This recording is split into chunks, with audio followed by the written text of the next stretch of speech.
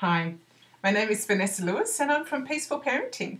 And today I want to talk about a really topical subject, and that is discipline.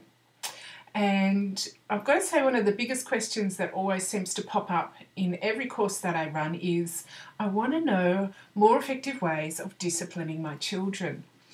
And so I really wanted to address that one today, because one of the questions I think needs to be answered if you're going to discipline your children: is discipline effective? Is what you're doing effective? Is it working for you? Do your children understand why they're getting punished? Do they repeat the behaviour regardless? Do they continue to drag their feet regardless of the fact that there's a threat of punishment over their head? And if the answer to any of those is yes, then I've got to be questioning whether your approach to a discipline is actually working. I tend to look at relationships as a bit of having an account between them. So between me and my children, I have a relationship account, and it's individual between each one. So things that build up that account and make that relationship strong are things like giving them love, spending time with them, playing games with them, joking around, and also acknowledging and listening to what's going on in their life as well. And that tends to provide a really solid foundation for the really tough times that we both have to face together.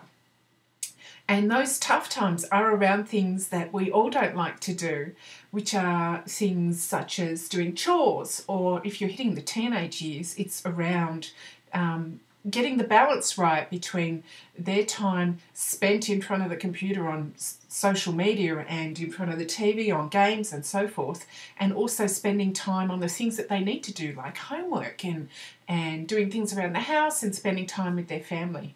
So they're the challenging times. I'm not going to lie to you and say that any of that is going to be easy, but you can manage it a lot easier if you've got a really good, solid account in front of you.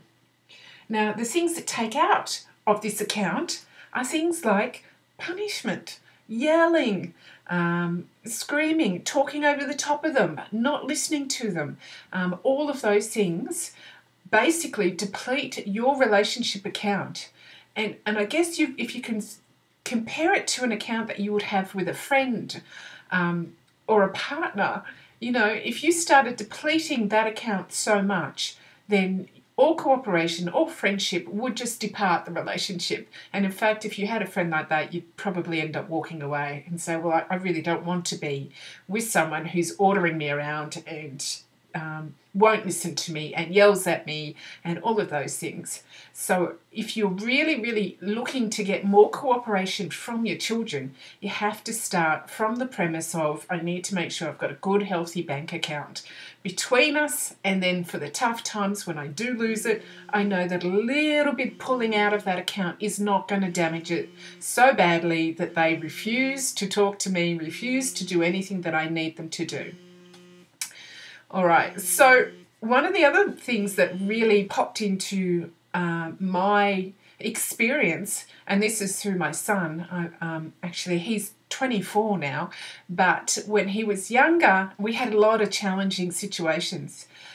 He was diagnosed with ADHD, and he was just one of those kids that you couldn't stop running around and challenged every single word that you had to say to him. So I really had to change my approach to discipline because of him. He really taught me that it just didn't work. Yelling at him didn't work. Punishing him didn't work. All of that, I just really needed to change my approach, which I did. So one of the things that I really learnt was understanding what was driving his behaviour. What was driving his resistance to what I wanted him to do. And really taking the time to listen to it and putting aside my agenda just for the moment, everything that I wanted him to do, just putting that aside and just listening and really understanding his experience. So putting myself in his shoes. And the classic one is really around the house chores, And my children, my daughter who's 14 now, she still says to me, when it comes to the day when we're all got to put our things down and just get the house cleaning done, she's like, oh, a real resistance, but at the same time, it's really small.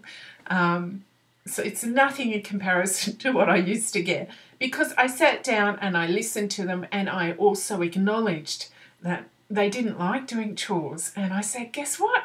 I don't either. I don't like them either. And I said, but let's explore around what would happen if we just didn't do them. And we really did. We looked at all of the issues around doing them and not doing them, and also around what they did like doing and what they didn't like doing. So some of the chores they found more palatable, and so therefore we started divvying up chores that each of us really didn't mind doing. And we've actually got a really good system now where, you know, someone will do the bathroom, someone will do the floors, someone will do the dusting, someone will do, you know, it's basically working for us because we've all agreed what we can do together. We've all agreed together, and everyone's felt heard and everyone felt understood. So that seems pretty straightforward. But in saying that, that probably took me maybe 2 years of trying this and trying that and trying this to get it right. And now it's smooth. So you've got to be prepared to put the time in. If you're not prepared to put the time in, turn the video off now. Okay, so what if they just won't do it? What if they just won't do it? Or what if they keep doing it? You know, you've told them to get off the computer, but they're still on the computer. All right, then you really need to really just play a little bit more detective and find out, what is that need? What is driving their behaviour? Because what they're doing is showing you a symptom. And you wouldn't go to the car mechanic and say, just patch up the tyre if it kept going flat. You want to take the tyre off, pull it apart, see what's making that thing go flat.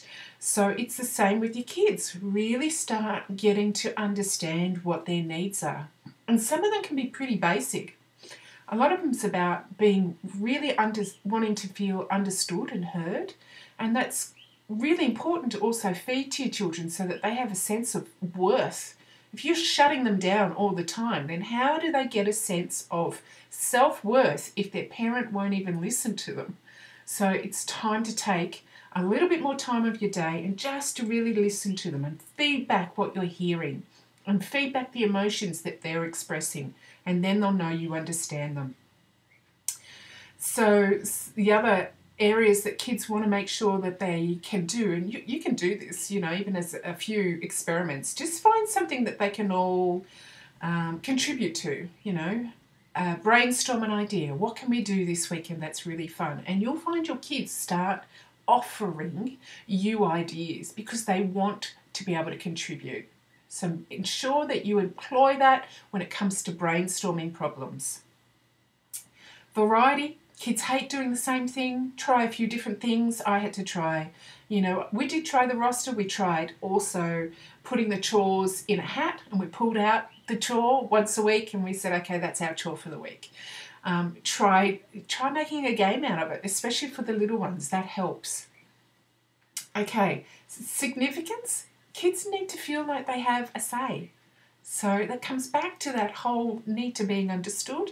And they also need to feel like what they say is of value. Just like when we say it, we want to feel of value. And you will find that the more that you listen to them, the more that they will listen to you. Because you're showing them the behaviour, they will reflect the behaviour back, okay, without you even needing to teach them, which is a great skill. Okay.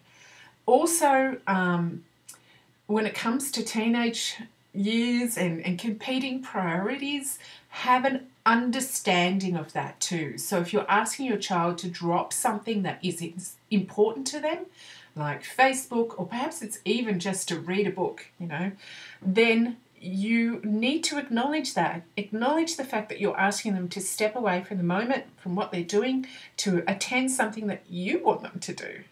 Okay, acknowledge it. Let them know you understand how frustrating it is, or, you know, and maybe just check in with yourself. Is this so important that they need to do it right now?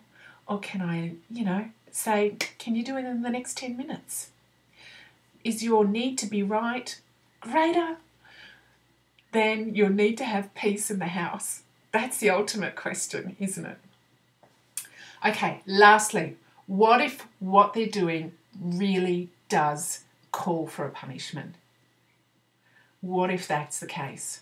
I'm going to tell you that if that's the case, you need to still do all of those other steps, understand what they're doing, understand their need behind that really big behaviour, and then sit down, talk to them, talk through the consequences, talk through what's happened, the impact it's had on you, on others, so they get that full picture, and then ask them, what should we do about this? The punishment then should be more about aiming them to teach to self-regulate and not about your need to be right, okay? Because that will teach them way more than if you just come down on them hard. I hope that really helped you today. I'll see you next time.